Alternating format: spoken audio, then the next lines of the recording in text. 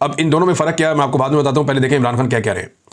तमाम पाकिस्तानियों को मुल्क पर मुसल्लत जुल्म के निज़ाम के खिलाफ हकीकी आज़ादी की तहरीक का हिस्सा बनना चाहिए, ताकि हम हकीकी मानों में एक आज़ाद कौम बन सकें।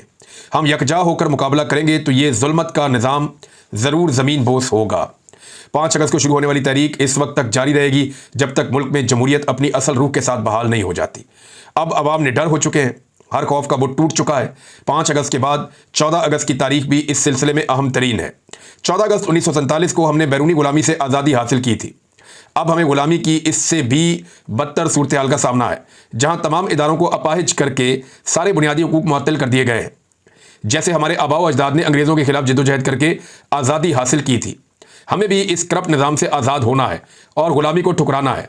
पीपल्स पार्टी और नून लीग आसिम मुनीर के लिए वैसा ही कठपुतली का किरदार अदा कर रही हैं जैसा काफ लीग ने मुशर्रफ के लिए किया था। उनका किरदार सियासी जमात का नहीं, एस्टेब्लिशमेंट के पॉलिटिकल फ्रंट का है। इसी आड़ में करप्शन और लूट मार का सिलसिला भी जारी है।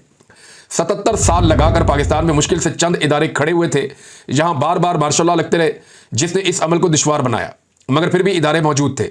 लेकिन आसिम मुनीर के मार्शल लॉ ने सिर्फ अपने इक़्तिदार की तवालत के लिए इन इदारों को भी एक एक करके तबाह कर दिया है।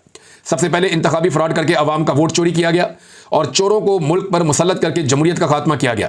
फिर मीडिया का गला घोंट दिया गया, मुल्क में बदतरीन सेंसरशिप लगाई गई और अब अदलिया को 26वीं आईनी तरमीम करके एक सरकारी इदारा बना दिया गया है। ऊपर से लिखी लिखाई सजाएं जजेस के हाथ में थमा दी जाती हैं। जज खुद उसका एतराफ़ करते हैं कि हमारे हाथ में कुछ नहीं है, जो हमें थमा दिया जाता है हम इसी पर साइन करके दे देते हैं। इस वक्त मुल्क में अदलिया मुकम्मल मफलूज है। यहां कैंगरू कोर्ट्स चल रही हैं जो हर तरह से कानून की धज्जियां बखेर रही हैं। इन अदालतों से इंसाफ की कोई तवक्को नहीं है। ये अदालतें कानून की नहीं, सिर्फ आसिम लॉ की पैरवी करती हैं। इसी के मुताबिक सब ट्रायल चलेंगे और सजाएं होंगी। ये सब ट्रायल ऑन रिकॉर्ड हैं। आज नहीं तो कल सब पर हकीकत अयां होगी कि किस जज ने इंसाफ की पैरवी के बजाय यजीद वक्त की पैरवी की। रावलपिंडी, लाहौर, सरगोदा और फैसलाबाद की अदालतों के जरिए हमारे पार्टी रहनुमाओं, मेंबरान असेंबली और कारकुनों को झूठे केसेस में सजाएं दिलवाकर हमारी तहरीक का रास्ता रोकने की एक और नाकाम कोशिश की गई है। हक परस्ती की पादाश में सजाओं की हकदार ठहरने वाली पार्टी लीडरशिप और कारकुनान को खुसूसी खराज तहसीन पेश करता हूं।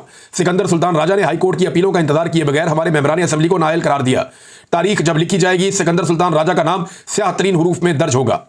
इस शख्स ने 1.5 साल में 17 सीटों वाली जमात को 2/3 अक्सरियत दिलवाने में सबसे अहम किरदार अदा किया है। मुल्क का निजाम इनके हाथ में दे दिया गया है, जिन्होंने अवाम का वोट और पैसा दोनों चुराया। जो लोग आइन और जमहूरियत के साथ खड़े हैं इनको जेलों में डाल दिया गया ताकि इस मुल्क में कोई जमहूरियत का नाम लेवा ना हो। हमारे जो मेंबरान असेंबली राजाए इस तरीके से नाअहल किए गए, उनकी जगह ज़िमनी इंतखाबात में किसी को